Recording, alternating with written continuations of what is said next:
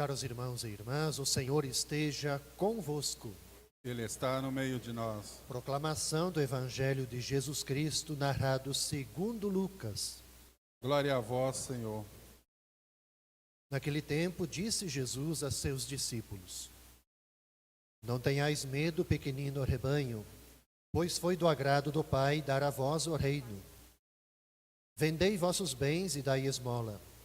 Fazei bolsas que não se estraguem, um tesouro no céu que não se acabe. Ali o ladrão não chega, nem a traça corrói. Porque onde está o vosso tesouro, ali estará também vosso coração. Que vossos rins estejam cingidos e as lâmpadas acesas. Sede como homens que estão esperando seu senhor voltar de uma festa de casamento, para lhe abrirem imediatamente a porta, logo que ele chegar e bater. Felizes os empregados que o Senhor encontrar acordados quando chegar.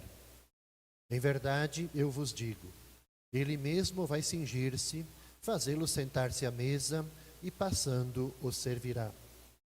E caso ele chegue à meia-noite ou às 3 da madrugada, felizes serão se assim os encontrar. Mas ficai certos, se o dono da casa soubesse a hora em que o ladrão iria chegar, não deixaria que arrombasse sua casa. Vós também ficai preparados, porque o Filho do Homem vai chegar na hora em que menos o esperardes. Então Pedro disse: Senhor, tu contas esta parábola para nós ou para todos? E o Senhor respondeu: Quem é o administrador fiel e prudente, que o Senhor vai colocar à frente do pessoal de sua casa para dar comida a todos na hora certa? Feliz o empregado que o patrão, ao chegar, encontrar agindo assim. Em verdade, eu vos digo, o Senhor lhe confiará a administração de todos os seus bens. Porém, se aquele empregado pensar, meu patrão está demorando, e começar a espancar os criados e as criadas, e a comer, a beber e a embriagar-se, o senhor daquele empregado chegará num dia inesperado e numa hora imprevista. Ele o partirá ao meio e o fará participar do destino dos infiéis. Aquele empregado que, conhecendo a vontade do Senhor, nada preparou, nem agiu conforme sua vontade, será chicoteado muitas vezes. Porém, o empregado que não conhecia essa vontade e fez coisas que merecem castigo, será chicoteado poucas vezes. A quem muito foi dado, muito será pedido. A quem muito foi confiado, muito mais será exigido. São para nós, irmãos e irmãs, palavras de salvação. Glória a vós, Senhor. Podemos sentar um instante.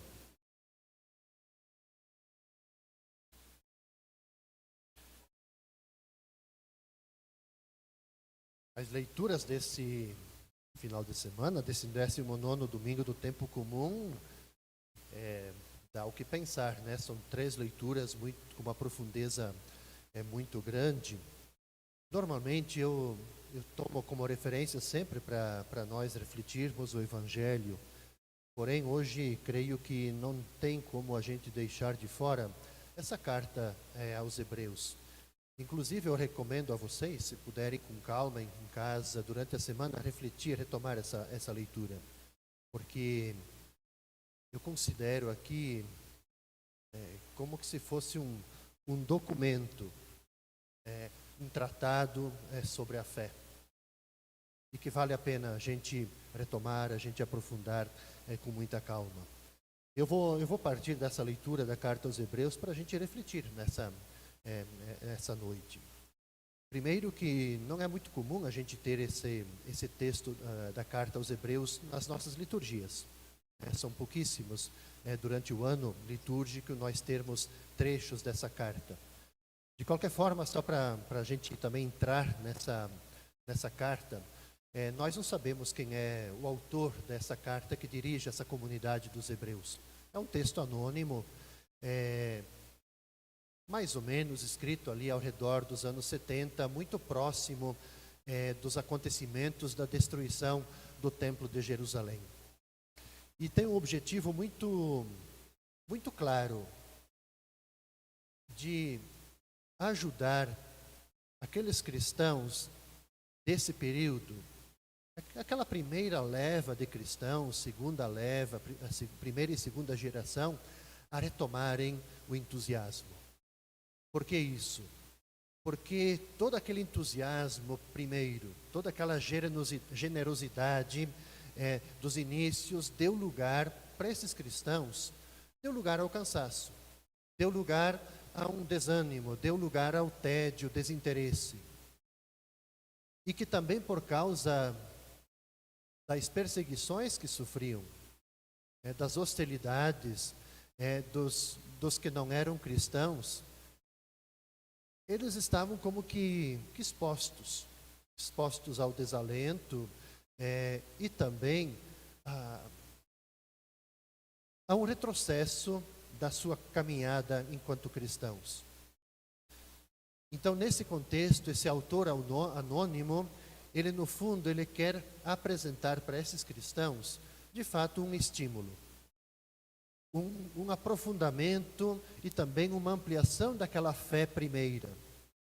E, acima de tudo, que essa revitalização, esse aprofundamento pudesse ajudá-los assim, a retomar esse entusiasmo da sua experiência de fé.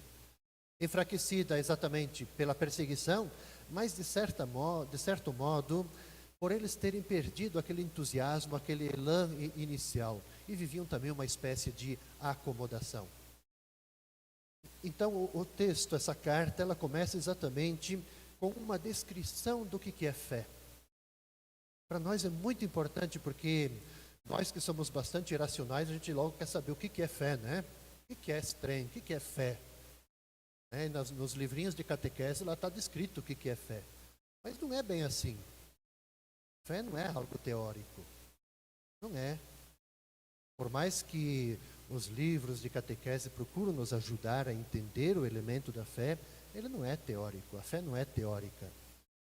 Mas se nós quisermos de fato compreendermos o que é fé, a gente tem que retomar o primeiro versículo dessa carta. Porque aqui o autor ele vai dizer assim, que a fé ela tem que ser entendida como garantia dos bens que se esperam e a certeza das realidades que a gente não vê. Ou seja, fé é colocado para a gente, assim como o autor tentou colocar aqui para essa comunidade que vivia um desalento, vivia essa acomodação, vivia o cansaço, ele procura colocar, incutir no coração e na mente deles que eles precisavam viver de esperança. Então a fé ela sempre aponta para nós como esperança. Esperança. Um olhar para frente, um horizonte. E, veja, ele traz dois exemplos maravilhosos para nós, para mostrar exatamente que Abraão e Sara foram pessoas capazes de viver toda a sua vida na fé e da fé. Então, ele traz Abraão e Sara como modelo de pessoas de fé. Porque o texto ele mostra exatamente isso, porque Abraão, pela fé, ele obedeceu a ordem de partir para uma terra que devia receber. E foi. Com essa esperança e com todas as dificuldades que implicou ele sair desse lugar, ir para uma terra. Mas a leitura vai dizer o seguinte, que eles não chegaram lá. Eles morreram com essa fé. Mas puderam ver e saudar de longe. Ou seja, contemplaram. Eles ficaram sempre com esse horizonte, o olhar longe, olhar de esperança. Que se eles não alcançariam o local prometido, a terra prometida, eles estariam preparando o terreno, o ambiente, preparando pessoas para chegarem à terra prometida. Então, é esperança, olhar de esperança, perspectiva de esperança. Ora, para nós, é precisamente esses dois exemplos de Abraão e Sara que que o autor ele quer propor para todos, assim como ele quis propor para os cristãos perseguidos, mas para nós hoje, que muitas vezes também estamos desanimados, estamos acomodados, nos sentimos cansados. Vivemos na fé, não desanimar. E de nós colocarmos o nosso horizonte, colocar o nosso olhar postos num olhar de horizonte com perspectiva de pátria definitiva. Como peregrinos, estamos a caminho. Pela fé que nós nos colocamos a caminho, em busca da nossa terra prometida. Então, essa é a perspectiva de nós sermos capazes, no nosso mundo, na nossa terra prometida, de nós, no nosso cotidiano, vivermos da fé, com essa mesma garantia dos bens que nos esperam e a certeza das realidades que nós não conseguimos ver. Então, estamos a caminho, como Abraão e Sara, e não desanimar. Podemos sentir cansaço, às vezes um pouquinho de desinteresse, mas não podemos desanimar. O mundo é difícil, encontramos muitas contrariedades, não podemos desanimar. Abraão e Sara nos dão esse testemunho. Então o autor, ele convida a gente exatamente a confiar firmemente na posse desses bens que nos esperam, desses bens futuros, anunciados por Deus, mas que ainda a gente não consegue tocar, a gente não consegue ver. Então a nossa caminhada, e agora vem para nós esse texto, quer dizer, a nossa caminhada terrena, a nossa vida, ela também está marcada, primeiro, como Abraão e Sara, pela finitude. Ela também está marcada pelas limitações nossas. Ela também está marcada pelas nossas fragilidades. Todos nós possuímos fragilidades. Mas isso não pode fazer a gente desanimar ou então desistir. O convite da leitura é viver na fé. E viver na fé é exatamente o que? Apesar disso tudo, das dificuldades, da vontade muitas vezes de a gente desistir, é a gente apontar a vida plena, né, que Deus prometeu para a gente, e caminhar ao seu encontro. Para a fé, a pior coisa é a gente desistir. Lembramos daquele texto bíblico, quando Jesus diz assim: quem coloca a mão no arado, não olhe para trás. Esse é o decisivo. Esse é o decisivo. Então a grande pergunta que talvez essa leitura ela nos provoca é: será que de fato é mesmo para nós, no nosso cotidiano, é esta esperança que nos anima e que marca a nossa caminhada cotidiana, sobretudo nos momentos difíceis que nós assim, nos deparamos, em que tudo muitas vezes assim, nós temos volta também aquele sentimento assim, que tudo parece desmoronar à nossa frente, que as coisas não fazem mais sentido na nossa vida. Será que de fato é essa esperança que alimenta a nossa vida? A outra questão que a leitura ela coloca para a gente, veja, a nossa tendência, a nossa vida, muitas vezes ela vai assim, dos extremos, do 8 para 80, né? De um lado para o outro, né? Vai da euforia para o desânimo. Num dia, tudo faz sentido para a gente, não é assim? No outro parece que a tristeza, parece que a dúvida afoga a gente. Deixa a gente como que mergulhados no mais profundo pessimismo. Tudo é difícil, a gente não enxerga luz na vida da gente. No entanto, nós, cada um de nós, eu, vocês, quem está em casa nos acompanhando, nós cristãos, devemos ser pessoas da serenidade e da paz, nessa caminhada de esperança. Nós sabemos que a nossa existência, ela não pode ser conduzida ao sabor das ondas, daqui, de lá, 880. Não podemos deixar isso. Mas que o sentido da nossa vida ela está para além dos êxitos que nós possamos vir a ter na nossa vida, está para além dos fracassos que podemos ter na nossa vida, que o dia a dia traz para nós. Por quê? Porque guiado pela fé, nós vamos ter sempre diante de nós, dos nossos olhos, essas realidades últimas, que dão sentido pleno àquilo que acontece no nosso cotidiano. É isso que a leitura da carta aos Hebreus ela nos provoca. Ora, aqui, só para concluirmos, aqui há uma ligação muito importante com o Evangelho. Porque o Evangelho de hoje, logo no início, ele fala assim: porque onde está o vosso tesouro, aí estará também o vosso coração. Ora, para a gente viver nessa perspectiva de Abraão e Sara, a perspectiva da esperança, de a gente não se deixar, não nos deixarmos levar ao sabor das ondas, do 8 a 80, a gente também tem que ter clareza aonde que está o nosso coração.